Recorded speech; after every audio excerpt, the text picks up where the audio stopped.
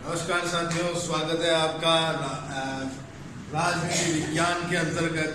आज हम प्रधानमंत्री के बारे में अध्ययन करेंगे। देखिए, प्रधानमंत्री जिसे प्राइम मिनिस्टर इंग्लिश में कहा जाता है, प्रधानमंत्री अपने मंत्रियों में जो सबसे प्रधान होता है वो पद प्रधानमंत्री कहलाता है। अब देखिए, भारत में प्रधानमंत्री की स्थिति और कार्य क्या है। देखिए, भारत के अंदर संसदीय शासन व्यवस्था को अपनाया गया है जो ब्रिटेन से लिया गया है, ठीक है ना। तो ब्रिटेन से लेने के कारण ये संसदीय शासन व्यवस्था भारत में भी जैसी ब्रिटेन में है वैसी ही भारत में भी है।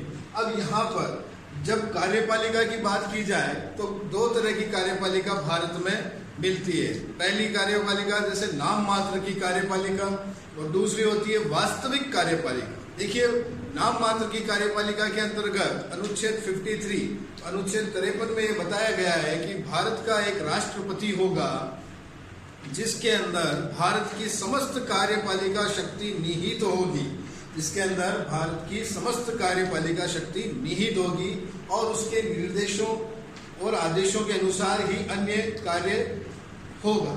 अब देखिए, एक और होती है भारत के अंदर वास्तविक कार्यपालिका। जब अब वास्तविक कार्यपालिका की शक्ति की बात करें तो इस वास्तविक कार्यपालिका के अंतर्गत प्रधानमंत्री और उसके सभी मंत्री, ये सभी वास्तविक कार्यपालिका की शक्ति के अंदर इसका यूज करते हैं, ये सभी इसी में आते हैं।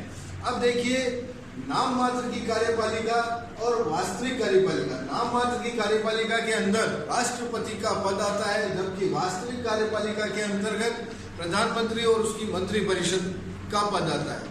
और ये जो जितने भी कार्य होते हैं वो नाम मात्र की कार्यपालिका के नाम पर होते हैं, है ना, अर्थात राष्ट्रपति के नाम पर होते हैं। अब देखिए, अब पर्टिकुलर जब अब हम प्रधानमंत्री और उसकी मंत्री परिषद की बात करें तो अनुच्छेद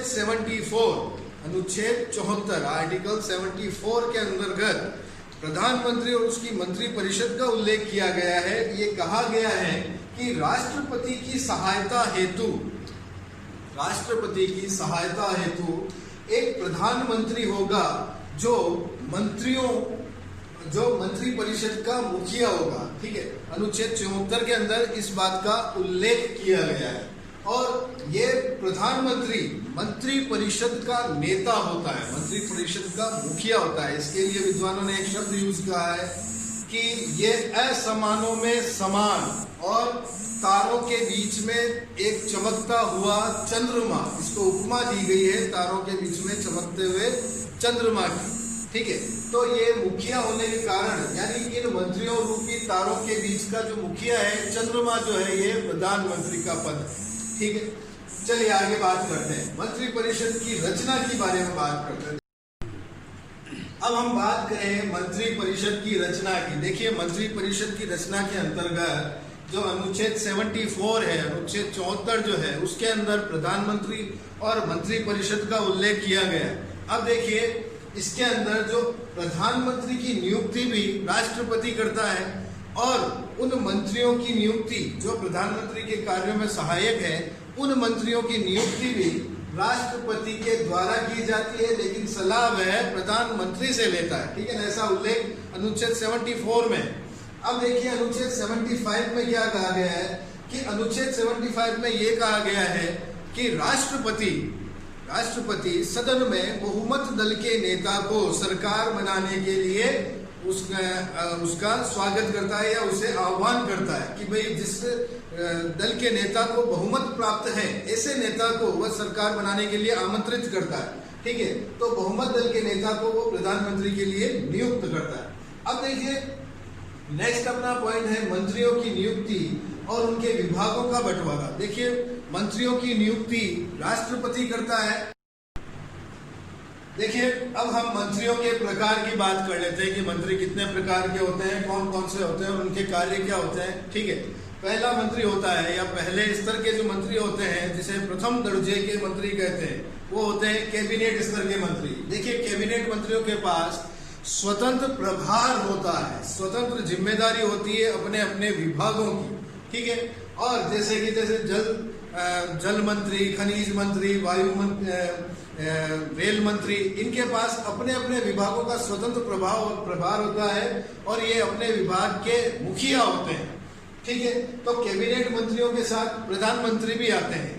फिर दूसरे हम बात करें तो दूसरे तरह के या दूसरे दर्जे के जो मंत्री आते हैं, जो कैबिनेट स्तर के मंत्रियों से इनका पद नीचे वाला होता है, इन्हें हम राज्य मंत्री कहते हैं। ये राज्य मंत्री, इनके पास किसी विभाग का स्वतंत्र प्रभार हो भी सकता है और नहीं भी हो सकता है, और ये कैबिनेट स्तर के मंत्रियों के सहायक के रूप में कार्य करते हैं। ठीक है, और तीसरे तरह के मंत्रियों की बात करें तो ये तीसरे तरह के मंत्री होते हैं उपमंत्री। तीसरे तरह के मंत्री होते हैं उपमंत्री, जो कि राज्य मंत्री और कैबिनेट स्तर के मंत्रियों के सहायक के रूप में कार्य करते हैं। इनको एक मंत्री पद दे दिया जाता है, जिससे ये राज्य मंत्री और कैबिनेट मंत्रियों के साथ मिलकर काम करते हैं, सहायक के रूप में कार्य करते हैं। लेकिन इन्हें ये कैबिनेट मंत्री और राज्य मंत्रियों की जो बैठकें होती है, उन बैठकों में इनको मतलब कि इनके ये शामिल होने के लिए ये जरूरी कोई प्रावधान नहीं होता, ये इनकी बैठकों में हिस्सा नहीं लेते। ठीक है, अब देखिए आजकल एक नया और पद आया है, संसदीय सचिव की बात कर लेते हैं। संसदीय सचिव, देखिए संसदीय सचिव की नियुक्ति राष्ट्रपति नहीं करता है। It is very important question, ये बहुत सारी कंपटीशन के एग्जाम में भी पूछा जाता है, पूछा जा चुका है कि संसदीय सचिव की नियुक्ति कौन करता है। तो संसदीय सचिव की नियुक्ति राष्ट्रपति नहीं करता, प्रधानमंत्री करता है। ये बहुत इंपॉर्टेंट चीज है आपकी। अब देखिए मंत्री परिषद के आकार के बारे में थोड़ी चर्चा कर लेते हैं। मैंने आपको बताया था कि लोकसभा और राज्यसभा के अंदर कितनी सीटें होती है और कितने व्यक्ति होते हैं। तो अब देखिए जब लोकसभा के अंदर मंत्री परिषद की बात की जाती है उसके आकार की, तो एक संविधान संशोधन हुआ था 91 अमेंडमेंट, जो 2003 में हुआ, जो 2004 से लागू हुआ। इसके अंतर्गत ये प्रावधान कर दिया गया कि मंत्री परिषद का आकार सदन की संख्या के 1/15 हो सकता है, उससे ज्यादा नहीं हो सकता है। तो इस अकॉर्डिंग यदि हम निकालें इसका रेशो, तो 552 में से 15% निकाल लिया जाए तो लगभग 75 से 78 या 79 तक इसका रेशो आता है, जो कि वर्तमान में भी अगर इसके देखा जाए तो वर्तमान में मोदी सरकार में 78 मंत्री, 78 मिनिस्टर्स हैं। ठीक है, ये तो इनकी कुछ बात हुई इसके आकार के बारे में। नेक्स्ट हम बात करते हैं मंत्रियों के कार्यकाल के बारे में। देखिए मंत्रियों का कार्यकाल अनुच्छेद 75 में ही ये उल्लेख है कि राष्ट्रपति मंत्री परिषदों का मंत्रियों का नियुक्ति करता है, और उनके कार्यकाल के बारे में ये प्रावधान किया गया है कि कोई भी मंत्री राष्ट्रपति के प्रसाद पर्यंत तक ही अपने पद को धारण कर सकता है। प्रसाद पर्यंत, इस शब्द को आप थोड़ा नोट कर लें। प्रसाद पर्यंत मीन्स होता है कि राष्ट्रपति जब तक चाहे वह उस मंत्री को वहां बने रहना देना चाहता है, उसे उसके पद को संभाल सकता है, और राष्ट्रपति न चाहे तो वो मंत्री वहां उस पद को नहीं संभाल सकता। यानी ये कहा गया है कि राष्ट्रपति की जब तक कृपा है मंत्री पर, तब तक वह मंत्री पद धारण किए रख सकता है या रह सकता है। अब देखिए मंत्रियों के शपथ के बारे में बात कर लें, इनके पद की शपथ की बात कर लेते हैं।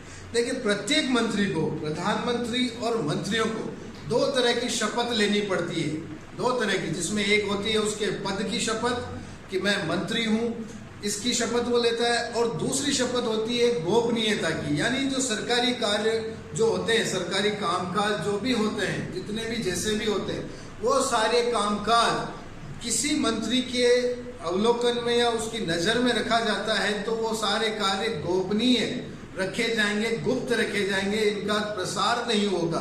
तो ये गोपनीयता की शपथ भी, ये 2 तरह की शपथ होती है। दोनों तरह की शपथ इन्हें राष्ट्रपति दिलवाता है, राष्ट्रपति दिलाता है।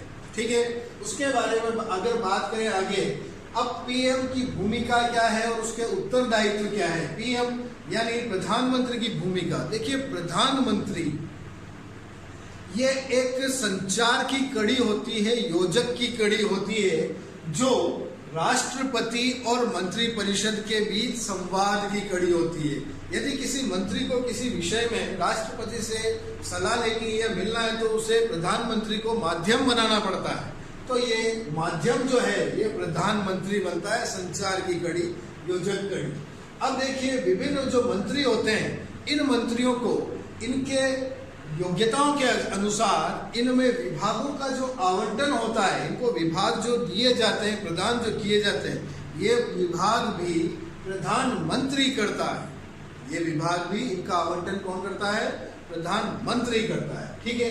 अब देखिए कुछ मंत्रालयों का प्रभारी भी प्रधानमंत्री होता है। प्रधानमंत्री कुछ विभाग अपने पास रखता है जिसका प्रभार भी वह स्वयं संभालता है और उसका प्रभारी भी वह स्वयं होता है। वो विभागों का जितना भी कामकाज होता है वो सारे इस प्रधानमंत्री के अधीन होते हैं। अब देखिए प्रधानमंत्री के लिए एक शब्द है कि प्रधानमंत्री मंत्रिमंडल का नेता होता है। प्रधानमंत्री मंत्रिमंडल का नेता होता है। वह प्रत्येक मंत्रियों की जो बैठक होती है, मंत्रिमंडल या मंत्री परिषद की जो बैठक होती है, उस बैठक का, उन बैठकों का आह्वान करता है, यानी बुलाता है और उन बैठकों की अध्यक्षता भी करता है। ठीक है। तो मंत्रियों की बैठकों की अध्यक्षता और उनका आह्वान करने वाला भी प्रधानमंत्री होता है। ये कुछ स्वतंत्र जो समितियां होती है उनका भी अध्यक्ष प्रधानमंत्री होता है। अब देखिए प्रधानमंत्री ही संसद और कैबिनेट यानी मंत्रिमंडल के मध्य की कड़ी होती है।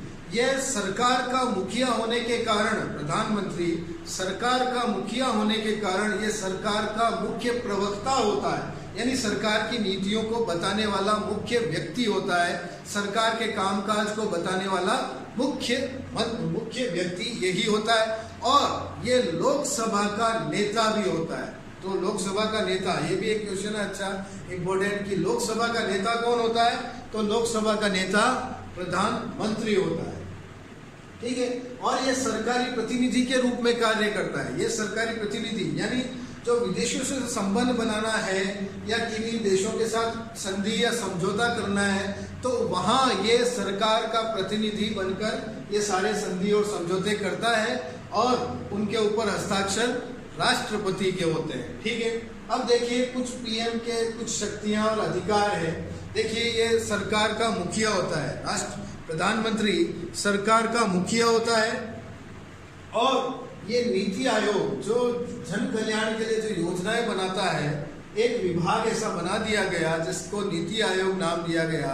इसका पूर्व में नाम योजना आयोग था, इसे कन्वर्ट कर नीति आयोग बना दिया गया। तो इस नीति आयोग का अध्यक्ष भी ये स्वयं होता है। फिर इसके बाद बात करें तो ये जो प्रधानमंत्री होता है ये वास्तविक कार्यपालिका का अध्यक्ष होता है। वास्तविक कार्यपालिका का अध्यक्ष होता है।